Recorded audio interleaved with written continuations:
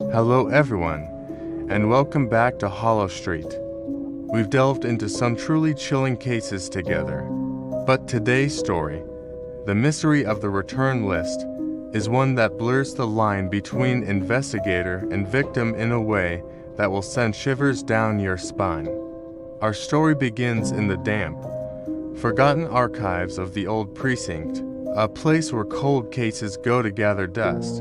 But on one rainy Tuesday, a junior officer, sorting through boxes destined for shredding, stumbled upon something that didn't belong. It was a single, worn manila folder, tucked away inside a mislabeled evidence box from a case closed decades ago. There was no case number, no date, just two words neatly typed on the tab: to return. Curiosity got the better of him. Inside, there wasn't a case file in the traditional sense. No police reports, no witness statements, no forensic data. There was only a single, typewritten sheet of paper. It was a list of names, 20 names, to be exact. Beside each name was a date, spanning over 30 years. The junior officer recognized some of them. They were the names of people who had vanished without a trace, their disappearances becoming local legends, campfire stories whispered to scare teenagers. People who, for all intents and purposes, had been erased. But what truly made his blood run cold was what he saw next to the first 15 names. A single, decisive line, drawn in red ink, struck through each one. He immediately brought the file to Detective Miller, a seasoned veteran just a few years from retirement. Miller had a reputation for being unflappable, a man who had seen the worst of humanity and still managed to drink his coffee black every morning. But, as he stared at the list, even his stoic demeanor cracked. He recognized every single crossed-out name. These weren't just random missing persons. They were the unsolvables, the ghosts that haunted the careers of every detective in the department. Cases that had gone cold, leads that had dried up, families left without answers. For years, the department had treated them as separate, unrelated tragedies. But this list suggested something far more sinister.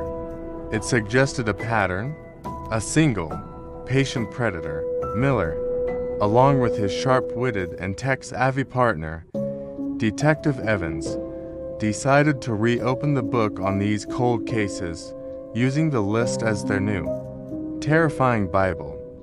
They started with the first name, Eleanor Vance, with a date from 32 years ago. A young librarian who had vanished on her walk home from work.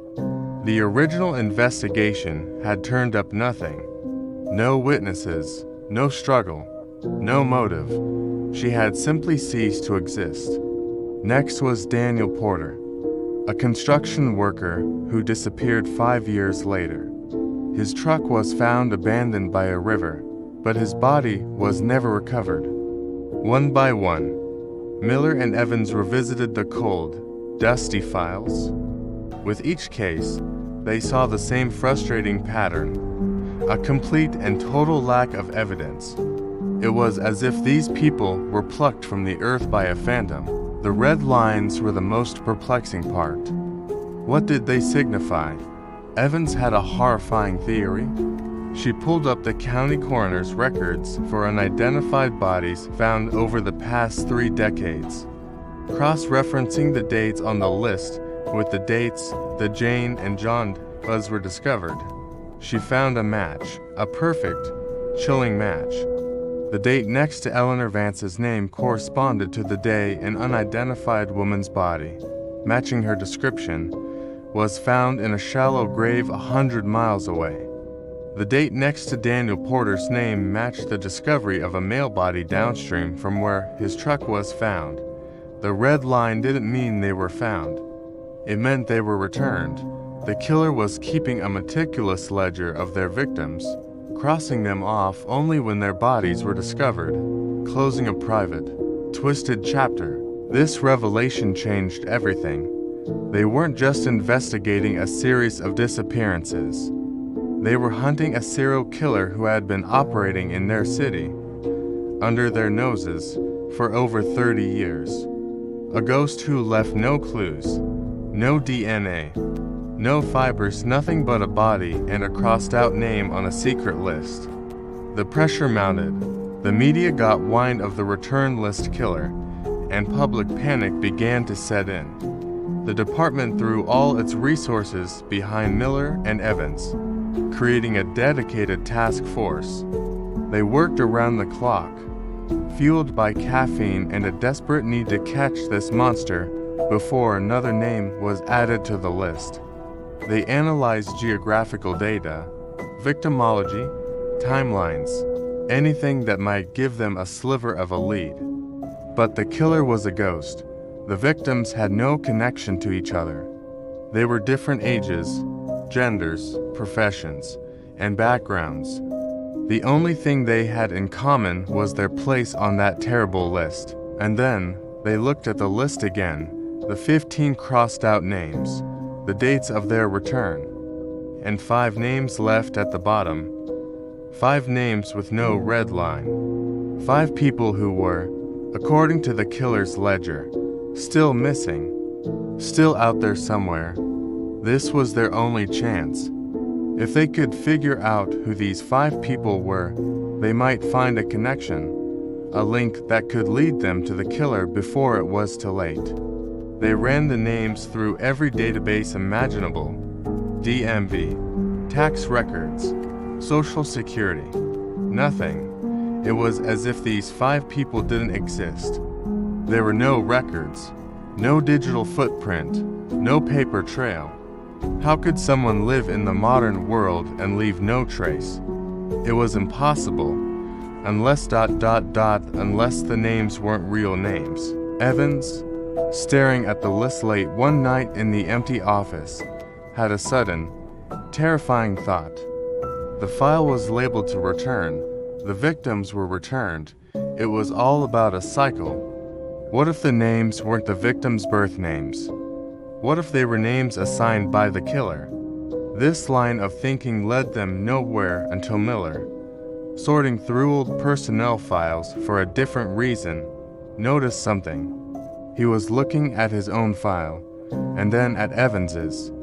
He pulled the files of the 3 other lead detectives on the task force. He laid them out on his desk, his hands trembling slightly. It couldn't be. He took a pen and a blank sheet of paper. He wrote down the first letter of his own last name, M, then the first letter of Evans's last name, E, then the first letters from the other 3 detectives, Rodriguez, Chen, and Baker. MERCB. It was gibberish. He was exhausted, grasping at straws. He was about to give up when his eyes fell back on the original list. He looked at the 5 names at the bottom, the ones without the red lines. Marcus Temple, Evelyn Reed, Richard Stone, Catherine Hayes, Benjamin Croft. He looked at their own names. Detective Miller, Detective Evans, Detective Rodriguez, Detective Chen, Detective Baker. It wasn't the first letter of their last names. It was far more personal, far more intimate. Marcus, Evelyn, Richard, Catherine, Benjamin. The 5 remaining names on the killer's list were their first names. The air in the room turned to ice. This wasn't a cold case anymore. It was a threat. The killer knew who they were. The entire investigation had been a game. A performance orchestrated by a puppet master who was not only still out there, but was watching them. This phantom who had terrorized their city for 3 decades had just made the investigation deeply, terrifyingly personal. The list wasn't just a ledger of past victims. It was a prophecy, a promise. The names at the bottom were not the next victims. They were the grand finale. The hunters had just discovered they were the prey. The file wasn't found by accident. It was planted. It was a message, delivered right to them. A taunt that said, "I know who you are, I see you," and soon it will be your turn to be returned. The case had just become a race for their own survival, and the clock was ticking. Thank you so much for joining me on this journey down Hollow Street. The story of the return list, a stark reminder that sometimes the greatest monsters are the ones hiding in plain sight. If you found this case as chilling as I did, make sure to hit that like button, subscribe, and ring the notification bell so you don't miss our next mystery. Stay safe out there, and see you next time.